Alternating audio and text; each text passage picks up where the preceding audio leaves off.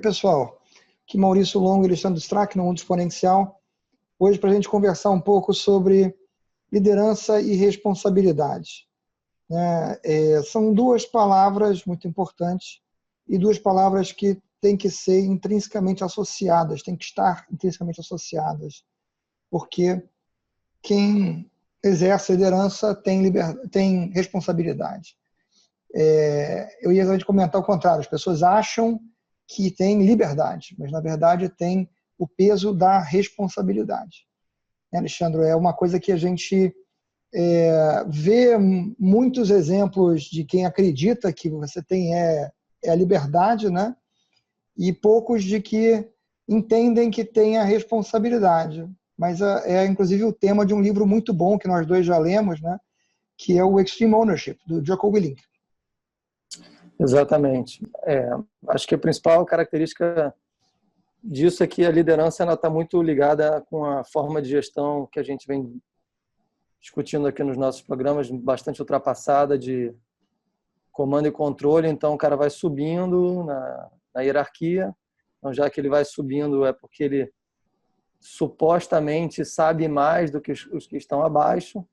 Então ele tem a liberdade de poder decidir sem ter a responsabilidade, que o erro nunca é dele, o erro é de quem executa, dado que ele, obviamente, saberia como executar, e só não está executando porque ele está, digamos, numa posição privilegiada de líder e não de executor. Né? Ele está acima dessa posição, né? Exatamente, ele é um ser iluminado, com direitos maiores do que quem está executando. Né? E essa é uma percepção que as pessoas têm, que é, primeiro, obviamente, uma percepção muito errada, e é uma percepção que ela não encontra eco, inclusive naquelas instituições que as pessoas costumam achar serem as mais rígidas em relação à hierarquia, né? Como nas Forças Armadas. Né? O autor do livro, inclusive, questão que a gente está falando, é um ex-SEAL, né? Líder de time com 2 passagens pela Guerra do Iraque. E ele reforça, vamos dizer assim, muito no livro dele, a questão de que dentro de uma unidade militar existe a delegação de autoridade para tomada de decisão para quem está na ponta. Porque quem está na ponta é quem está sabendo o que está acontecendo lá. Às vezes a linha de comunicações são ruins, e quem vai tomar a decisão se vai arriscar a vida para fazer uma coisa ou não é quem está ali na frente, que vai tomar essa decisão de fato, né? Que está vendo qual é a situação no local e não quem está sentado a uma distância grande ali, não tem a menor ideia de qual é a real situação. Isso é perfeitamente natural. Assim como é natural que aquele líder que está delegando essa autoridade para os seus liderados assuma a responsabilidade por qualquer coisa que dê errado, porque é natural, você é responsável, você como líder é o responsável maior por tudo que acontece dentro do time que você lidera, dentro da equipe que você lidera.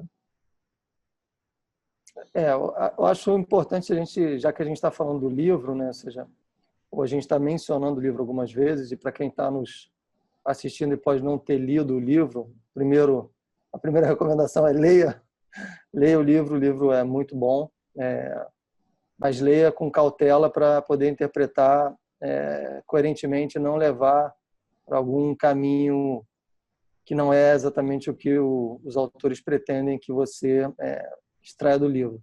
O livro tem basicamente 12 princípios, e esse que você falou é um bastante interessante, que é o de descentralizar o comando, né? Ou seja, poder ter outras pessoas, outros líderes abaixo das suas equipes que vão ter a capacidade de tomar decisões sempre que for necessário, ou seja, fazer com que você tenha agilidade na tomada de decisão, porque, obviamente, os caras que escrevem esse livro são das Forças Armadas e eles viram isso em prática em locais onde você tem que tomar decisão, porque a sua vida, literalmente, depende disso, literalmente. depende da sua tomada de decisão. Não dá tempo de ligar para alguém e falar: ei, cara, está acontecendo uma coisa aqui, o que você faria se você estivesse no meu lugar?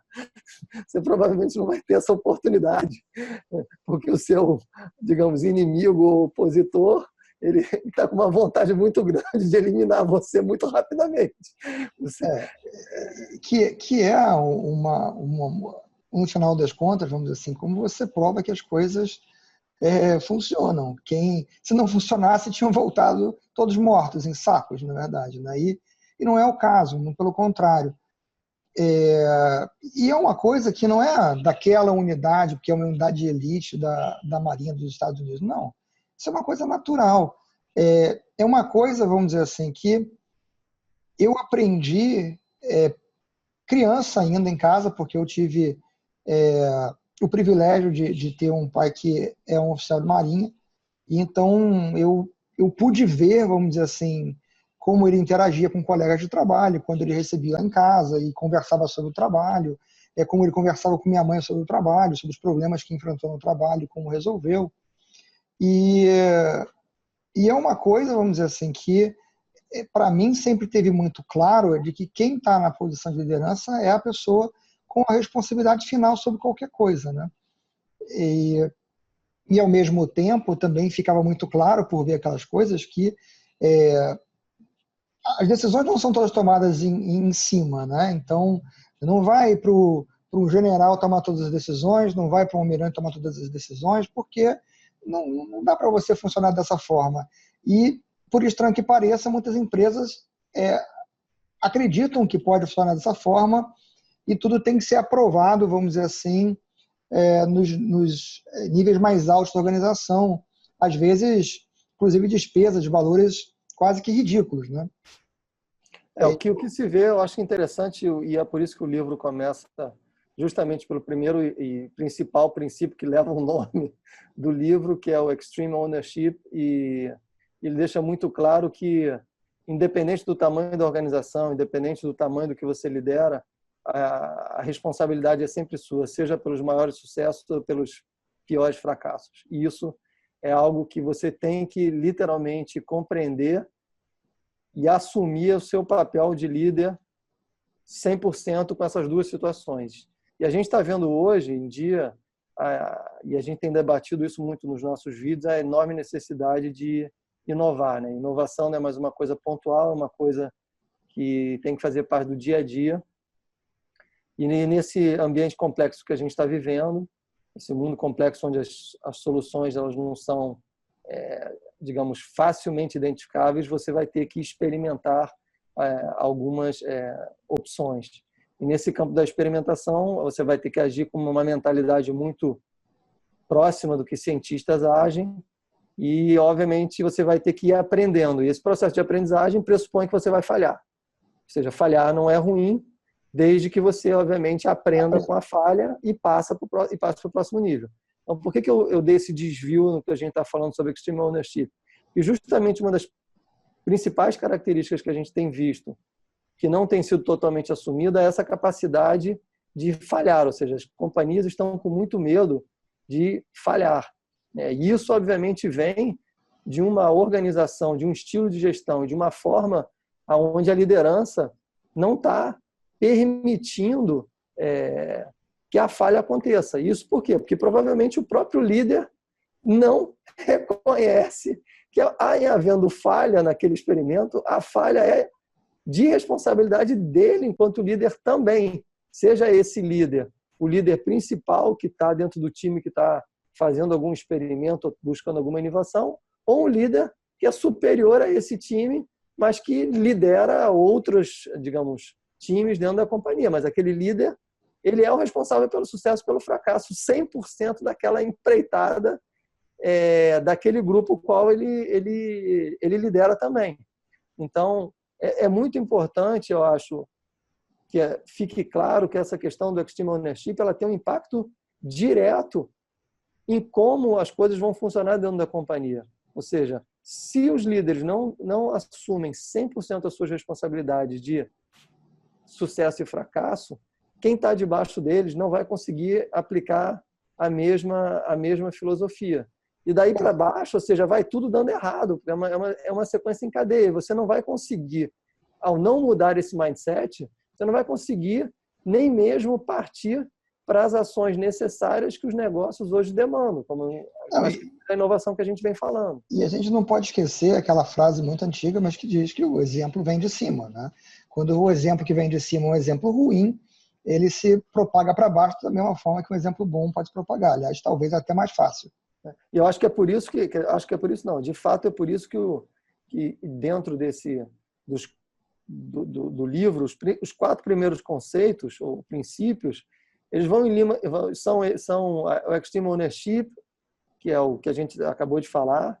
O segundo, eu acho que é super importante, que é não existem times ruins, existem líderes ruins, que vai exatamente em linha com isso que eu acabei de exemplificar, ou seja, o líder que não assume o Extreme Ownership não é a equipe que não está realizando, é ele que não está conseguindo passar 100% da missão. E aí a gente chega no terceiro princípio, que é importantíssimo, que é acreditar na missão, acreditar naquilo que ele vai fazer e não simplesmente passar para a equipe dizendo o seguinte, vamos fazer isso porque alguém diz que nós temos que fazer, então nós estamos fazendo porque, na verdade, a gente não acredita nisso, mas quem está acima da gente acredita, então nós vamos fazer. Óbvio que isso não funciona, né? Ou seja, se você, enquanto líder, não acredita na missão que tem que ser feita e por que ela tem que ser feita, é sua responsabilidade ir lá em cima e ficar explorando essa questão com o seu líder, digamos assim, até que você entenda por completo por que é que vamos fazer esta missão, e aí você passa a acreditar nessa missão e aí você consegue transmitir para as pessoas que estão trabalhando com você qual é a missão que nós vamos executar. E o último, dos 4 primeiros princípios, que eu acho que é o mais duro de todos, principalmente em se tratando das organizações hierárquicas que a gente encontra, é você abrir mão do seu ego. Ou seja, você abrir mão da sua agenda pessoal para poder realizar uma missão. Isso daí é dificílimo e, para mim, já entra num outro assunto que nós já discutimos em outros vídeos no passado, que o que facilita muito, talvez, o cara conseguir abrir mão do ego é aquela empresa que literalmente tem um grande propósito. Ou seja, se existe um grande propósito, esse propósito realmente aparece o tempo todo na tomada de decisão e na ação, e as pessoas que trabalham naquela empresa estão imbuídas daquele propósito verdadeiramente, o seu ego tende a ser menos considerado, ou você tende a abrir mão dele porque o propósito costuma ser mais forte do que o seu próprio ego. Mas, enfim, ou seja, esses 4 primeiros princípios, eles são fundamentais e vão direto no indivíduo, não é? Ou seja, não é no resto da organização, é em você enquanto líder. Então, se isso não ficar totalmente estabelecido, a sua liderança, obviamente, vai ser frágil, não vai entregar os resultados que são necessários e você vai buscar culpados, que é o que a gente tem vivenciado na nossa história, né? Em todo lugar. Ou seja, as pessoas estão procurando, falam assim, não deu certo, não é porque eu não fiz o meu trabalho, é porque o indivíduo que está abaixo de mim não cumpriu exatamente o que deveria ter feito, não fez conforme nós planejamos, não executou, ou outro departamento, ou outra circunstância, ou seja, tem sempre alguma coisa fora de você que fez com que desse errado. E aí você tem uma questão, que as pessoas muitas vezes elas passam por ela sem batido, né? Elas passam por ela sem a devida reflexão, que é uma questão da sua integridade pessoal, né? Em que sentido, vamos dizer assim? Pegar um exemplo de talvez uns 15 a 16 anos atrás, eu era responsável pela área de infraestrutura numa companhia e aconteceu alguma coisa, que eu já nem me lembro mais o que foi, que era relativo à aquisição, instalação, coisa assim, de uma impressora sofisticada para atender a diretoria da companhia, o C-level da companhia. E eu acho que a impressora chegou e ficou esquecida durante um par de semanas num depósito antes de ser instalada. E aí isso gerou um incômodo, vamos dizer assim, entre os executivos lá do C-Level da companhia, e um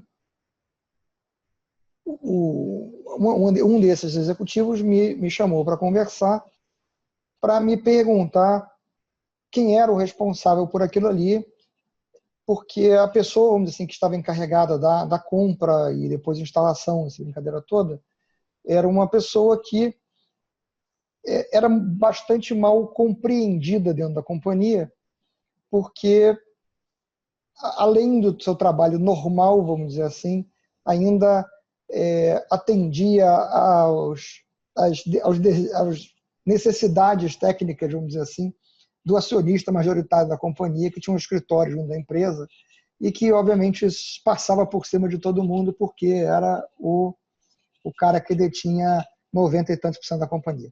Necessidades técnicas é um nome bonito para capricho, mas segue. Não, necessidades técnicas. O Macintosh não está ligando.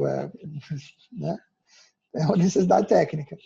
Mas, então, ele era basicamente mal compreendido, porque às vezes ele sumia. Ele sumia porque ele estava lá resolvendo um problema que caiu de paraquedas do nada. Né? Mas, enfim. E aí, como as pessoas tinham essa dificuldade de entender que isto acontecia, e havia, vamos dizer assim, uma insatisfação que o cara queria mandar ele embora. Né? Então, queriam aproveitar o acontecido lá para justificar mandar ele embora. E aí o cara me chamou e me perguntou, então, quem foi a pessoa responsável por isso aqui? O que eu prontamente olhei para ele e respondi, eu. Ele falou, não, mas como assim você? Eu tenho certeza que você não fez essa compra e nem você ia lá instalar a impressora. Então, quem era a pessoa? Eu falei, a pessoa era uma pessoa que eu considero que está capacitada a fazer isso e a quem eu deleguei esta atividade. Então, se alguém está errado na história, sou eu, que fui eu que concluí que aquela pessoa poderia fazer isso. Se ela não pôde fazer isso, a responsabilidade é minha. E aí a pessoa ficou olhando para mim um tempo, e aí viu que eu não ia dar o nome que ela queria, que ela, inclusive, você sabia qual era, e acabou desistindo daquela história. Mas é lógico, eu estava há pouco tempo na companhia, eu estava, sei lá, uns 8 meses, uma coisa assim. Para mim, teria sido simples dizer quem era a pessoa que foi fazer tal, e que eventualmente, de fato, cometeu um erro, mas um erro normal. Né? E vamos aqui falar entre nós. Você instalar mais uma impressora numa empresa que tem um monte de impressoras, está longe de ser uma atividade crítica, assim, de altíssima importância, a não ser para atender, como você falou, ao ego de algumas pessoas. Né? Então, essa é uma questão muito importante, de você entender qual é, de fato, o seu papel, porque a maior parte das pessoas acha que o papel de um líder é representar a empresa para as pessoas que lidera. Isso é uma parte do trabalho. A outra parte do trabalho é representar as pessoas para a empresa, as pessoas que você lidera para a empresa. E o seu trabalho é conseguir fazer o melhor para a empresa e o melhor para a equipe ao mesmo tempo. E essas coisas, elas não são e não podem ser mutuamente exclusivas, porque se elas forem, o que vai acontecer é que você não vai conseguir o melhor resultado. Você pode até conseguir um resultado que você pode achar bom, pode ser que a sua liderança ache que é bom, mas não será o melhor resultado, porque você não vai estar contando com o apoio ativo, real, vamos dizer assim, da equipe. É isso que eu ia dizer. Eu ainda tem um efeito colateral terrível, que é o resto da equipe está sempre, obviamente, o líder é sempre aquela pessoa que é bastante observada por todos, né? Ou seja, pela própria equipe. Se você tivesse cometido, digamos, esse deslize de não assumir a responsabilidade, vamos aqui falar abertamente que essa situação é uma situação onde você consegue administrar ela bem, porque era muito fácil, digamos assim, você ter colocado a culpa numa pessoa menor, ou bem menor, digamos, do que você dentro da responsabilidade que você tinha, mas você abraçou ela por completo. Mas é muito comum que essa coisa não aconteça, ou que haja essa falha de ação quando as coisas estão muito próximas, ou seja, quando as hierarquias não são tão distantes. Felizmente, a gente tem que falar das hierarquias, porque é como a gente encontra na companhia normalmente. Então, vamos pegar o caso de um diretor e de um gerente. Você pegou o caso onde você tinha uma posição, sei lá, gerencial, de liderança tal, e você está falando de um membro da equipe que era um analista, uma situação como essa. Ou seja, existia uma certa distância significativa, mas quando a distância está mais próxima, a situação continua sendo a mesma. Ou seja, o fato de você ser um líder maior e é muito fácil você atribuir a culpa para o líder, digamos, você é um líder sênior e você joga a culpa no líder júnior, porque simplesmente é muito mais fácil você escapar daquele problema atribuindo a culpa o problema, não vou nem chamar de culpa, porque nessa situação não era uma situação de gerar culpados, era uma situação que você falou, era uma situação simplesmente de, vamos dizer assim, um atraso na realização, algum tipo de desvio, né? Mas, enfim, é muito mais fácil você atribuir o erro, a falha, ao indivíduo que está abaixo de você. A questão é, ao fazer isso, o resto das equipes, obviamente, estão observando o seu comportamento. E é inevitável que, daquele momento em diante, o resto dos membros da equipe, seja ela pequena ou grande, eles vão estar verificando que, frente a qualquer falha, frente a qualquer problema que aconteça com a equipe, você vai se isentar da responsabilidade e vai automaticamente encontrar os culpados para que eles sejam punidos e você saia ileso daquela situação. E é justamente o contrário que nós estamos falando aqui, ou seja, a sua conduta tem que ser de assumir 100% a responsabilidade, porque, de fato, o que se espera de você é que você esteja agindo em conformidade com a equipe. Você acredita no plano. A questão da acreditar na missão e acreditar no plano significa que você acredita naquelas pessoas e você está junto com elas para o sucesso e fundamentalmente para o fracasso. E esse ponto que você colocou de você acredita nas pessoas é exatamente o ponto onde efetivamente você se torna o responsável de qualquer forma, porque se a pessoa está lá na equipe que você lidera, é porque você ou a colocou lá ou você aceitou que ela continuasse lá. Porque se você acha que ela não está preparada para executar o trabalho, que ela não está pronta para estar naquela posição, então é sua responsabilidade você tirar a pessoa daquela posição. Se você não fez isso, é porque você, obviamente, considerou que ela estava apta. Se ela não estava apta, você está errado. E a culpa é sua.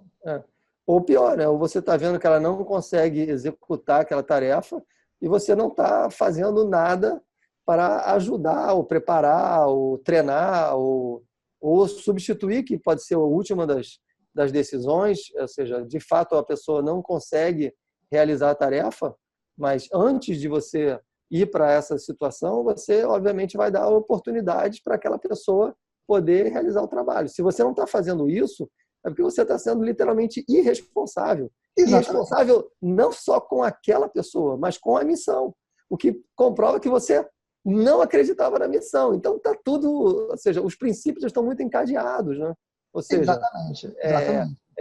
A responsabilidade é como se fosse digamos, uma amarra para tudo isso, né? Ou seja, se você falhar em algum pedaço, alguns desses princípios se caem por terra e você fatalmente gera problemas muito maiores do que não só o não cumprimento da missão. É o desmoronar da instituição das equipes, da moral das equipes, da forma como a companhia é vista, como a sua equipe é vista, ou seja, os impactos eles são muito maiores do que o simples não cumprimento da missão. Dentro de uma equipe, você tem N atividades distintas a serem realizadas. O fato de que uma pessoa eventualmente não está preparada para executar uma atividade não quer dizer que ela não esteja preparada para executar outra atividade. Agora, é responsabilidade, vamos dizer assim, do líder garantir que para cada tipo de atividade que está sendo executada, as pessoas adequadas, ou seja, as pessoas preparadas de acordo para aquelas atividades estão sendo alocadas para elas, vamos dizer assim, né? Da mesma forma, vamos dizer assim, que é responsabilidade de todo mundo que trabalha numa organização buscar se preparar também para a posição que está fazendo. Não é simplesmente o caso de sentar num canto e esperar que alguém venha te puxar pelo braço, que é um outro detalhe interessante, vamos dizer assim, que vale a pena reforçar também, porque é um ponto muito importante, não é? A pessoa precisa estar motivada a procurar melhorar, né? E, de certa forma, isso também, de novo, linka com o que a gente está falando, porque é difícil a pessoa estar motivada a querer fazer melhor um trabalho quando ela se sente, vamos dizer assim, insegura de buscar fazer aquelas coisas que ela está aprendendo, vamos dizer assim, o que ela está trabalhando para melhorar. Se a qualquer oportunidade alguém vai pegar e vai apontar o dedo. Não, foi aquele cara ali que fez besteira, porque ele não sabe o que está fazendo. Entendeu? Então, essas coisas se combinam. Acho que é importante aí para a gente dar um fechamento nessa discussão, só colocar 2 pontos importantes aí, porque são questões que, inclusive, em torno do próprio livro que a gente está mencionando aqui, eu já vi em empresas que estão realizando esforços louváveis de buscar estabelecer uma cultura organizacional mais ágil, darem interpretação errada para alguns pontos do livro. O primeiro deles é um ponto que é implícito. Ele é implícito e, então, passou desapercebido na leitura de muitas pessoas, que é o seguinte: distribuição de autoridade para tomada de decisão não implica ausência de disciplina. O autor do livro é líder de equipes de elite de assalto da Marinha Americana, né, dos SEALs. Não existe organização militar sem disciplina. Então, independente da autonomia que tem. O último dos princípios é justamente esse, que disciplina é liberdade. Então, isso é uma coisa que não pode ser esquecida. Disciplina é necessária em qualquer atividade que você faça. Se você não tem disciplina, você não vai fazer as coisas como deveria fazer, porque, infelizmente, vamos dizer assim, é da natureza humana, vamos dizer assim, quando você não está fazendo uma coisa de forma disciplinada, você acaba fazendo a coisa mal feita. E o segundo ponto, eu acho que é importante só para ressaltar, é que você pode, e acho que eu já falei isso logo na abertura, mas vamos para a gente fechar em cima disso. Você pode delegar a autoridade, mas você não pode delegar responsabilidade. Responsabilidade, ela só sobe, ela não desce. Então, quem está em cima é responsável por tudo que quem está abaixo está fazendo. Mas quem está abaixo não é responsável por aquilo que quem está em cima está ou não está fazendo. Porque é uma outra coisa que já vi também profissional em nível de diretoria em empresa querendo transferir a sua responsabilidade para o estagiário. Né? E aí é muito complicado, porque realmente, vamos dizer assim, é uma situação para lá de absurda. Né? Então, isso é um detalhe importante.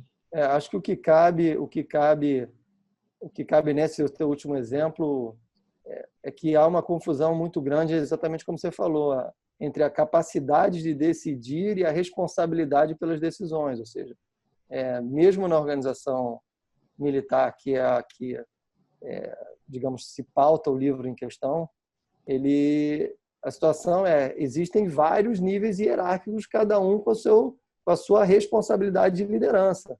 Então, ou seja, o que significa que vários líderes vão poder tomar decisões. Só que, ou seja, a responsabilidade de uma determinada missão ainda fica sobre a responsabilidade máxima daquele líder principal da missão. Os outros líderes, obviamente, vão ter vamos chamar de alçadas de decisão, que eles podem tomar a sua decisão, e também vão ter que ser 100% responsáveis por aquelas decisões que eles tomam. Só que se eles se equivocarem, ou se eles cometerem alguma falha, o que é absolutamente Normal. possível diante das situações que encontramos, sejam nas empresas, sejam em qualquer momento tomar decisão sob estresse, ele vai falhar e o líder dele vai assumir aquela falha como sendo sua também. Porque, na verdade, ele é o líder principal daquela missão, que é o que você está dizendo. Ou seja, o diretor não pode delegar a responsabilidade para o estagiário. Pode até ser que esse estagiário seja um líder, digamos assim, de algum microprojeto, e ele pode tomar decisões no nível dele, mas ele não pode ser responsabilizado máximo pela missão, dado que existe um líder acima dele, que é quem é o grande encarregado pela execução da missão. Então, essa coisa fica clara a partir do momento em que cada um consegue responder dentro dos limites em que pode ser tomar as suas decisões e, obviamente, ao poder tomar decisão, você tem que ser responsável pela decisão que toma e, se der errado, assumir 100% da sua responsabilidade. É óbvio que, vamos dizer assim, a organização precisa também ter o entendimento e a consciência de quando você não delegar a autoridade para tomar a decisão de alguma coisa, significa você obrigatoriamente aceitar os problemas decorrentes de uma decisão não ter sido tomada. Porque você tem coisas que você vai ver uma situação de problema se delineando e que, se não for tomada uma ação para reverter aquela situação, em 10, 15 minutos, vamos dizer assim, você vai ter uma operação que vai ficar parada, né? Uma operação de transporte de cargas, você vai ter uma operação de produção de fábricas, vai ter uma operação de um site de e-commerce, que, se uma ação não for tomada de forma imediata, a produção ficará parada. Lembrando também que em algumas situações também existem os casos onde as pessoas assumem aquela liderança situacional, né? Aquela situação... Isso, exatamente. Os líderes, digamos, ficam, sei lá, atônitos, não tomam as decisões que tem que tomar, e alguém que supostamente não tem a posição de liderança assume a liderança naquele momento e toma uma decisão porque ele está vendo que um problema vai ocorrer e vai ser mais grave. Né? E tem o conhecimento para tomar a decisão, que esse é um detalhe muito importante. Se você está vendo um problema e você tem o conhecimento de como evitar o problema, e o problema é inevitável com a inação, ou seja, se ninguém fizer nada, o problema acontecerá. Se você decidir não fazer nada, você decidir que o problema vai acontecer. Se você decidir tentar fazer alguma coisa, você tem uma possibilidade do problema não acontecer. E esse é um detalhe muito importante, porque esse é um primeiro passo para as organizações entenderem a importância da distribuição da autoridade de tomada de decisão. Porque quem está na ponta, quem está com o conhecimento do que está acontecendo e o conhecimento de como aquilo funciona, que naquele momento tem a condição de tomar aquela decisão. Agora, não, você está vendo um problema que poderá se manifestar daqui a 3 meses. Então, esse é um problema que você pode levar para uma discussão para você ter certeza de que todos os riscos são mitigados na operação que você vai fazer, que todas as alternativas são consideradas, porque não é uma decisão que precisa ser tomada naquele momento, naquele local. Né? Então, são cenários diferentes, onde diferentes pessoas podem e devem assumir responsabilidade e devem assumir liderança de acordo com a situação, como você colocou. Isso, ou seja... Fala. Acho que a gente já passou por tudo, como a gente já pode ir encerrando essa nossa conversa, mas acho que a questão é justamente muito essa de você estar delegando que as pessoas possam tomar decisão, principalmente porque a gente sabe que as companhias hoje elas são organizadas de uma forma hierárquica, ainda onde há uma visão de que quem está acima sabe muito mais de quem está abaixo, Só que quem está abaixo, muitas vezes, é quem está à frente ao problema, é quem está diante do estresse de ter que realizar a tarefa mais imediata. Então, aquela liderança que está ali muito mais próxima, ela tem que poder ter a liberdade para uma tomada de decisão e não ficar dependendo de alguém que está muito distante daquela realidade e não consegue lidar com todas as variáveis necessárias para uma correta tomada de decisão. Não pode ficar esperando que aquele indivíduo que não sabe e não vivencia o dia a dia vá tomar uma decisão porque ele está muito distante e quem está próximo e sabe exatamente o que deveria ser feito tem que estar empoderado para poder tomar essa decisão livremente, sabendo, novamente, de que as responsabilidades sempre serão de todos os líderes e essa responsabilidade ela é 100% abarcada pelo líder máximo que é responsável por aquela atividade, seja próxima ou distante do ponto de execução. Ou seja, o presidente de um país é o responsável máximo das Forças Armadas de um país. Porque ele não está lá na frente de batalha. Lá tem uns caras que estão tomando decisão lá longe. Não está de esperar que o presidente vai dizer daqui o que ele tem que fazer lá na última instância. Então, esse distanciamento que existe dentro das hierarquias da companhia, ela precisa ser levada em consideração, dado que o indivíduo que está vivenciando e lidando com o estresse do momento, e se ele tem a capacidade, está preparado, ele deve poder tomar decisão de ação, sabendo que se houver algum erro, ok, faz parte da tomada de decisão poder errar, o aprendizado desse erro tem que servir para melhorar a organização como um todo e a responsabilidade fica, obviamente, com cada líder de cada operação aonde esse erro tem acontecido. Ou seja, é um processo de aprendizagem contínuo, né? E aí é muito importante, só para não deixar dúvida no final, que quando a gente fala da aprendizagem com erro, a gente fala da aprendizagem com erro na tentativa de fazer o certo. Sem dúvida. Né? Tá? Não estamos não faça qualquer coisa que você vai fazer errado e vai aprender com isso. Não é isso. Não é isso que estamos falando. Mas é importante a gente deixar claro porque para não haver mal entendido de achar que a gente a gente está passando a mão na cabeça de todo mundo que faz coisa errada. Não, pelo contrário. Nós estamos falando das pessoas que estão tentando fazer o certo. Só para a gente encerrar aqui, já que a gente mencionou diversas vezes o livro Extreme Ownership, eu acho até que eu já recomendei ele aqui no canal num vídeo há alguns meses atrás, mas fica aí a referência. Os autores do livro são dois, Jocko Willink e Leif Babin. O livro está disponível na Amazon brasileira. Eu acho que ele tem tradução para o português já também. E ele tem uma continuação que também é muito boa.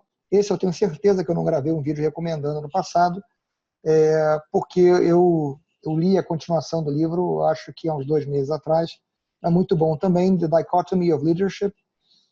E é uma continuação direta do livro, expandindo com mais casos práticos e dando um enfoque exatamente naquele equilíbrio que eu mencionei, que você tem que procurar entre dois lados, né? Entre você representar a empresa, representar os funcionários.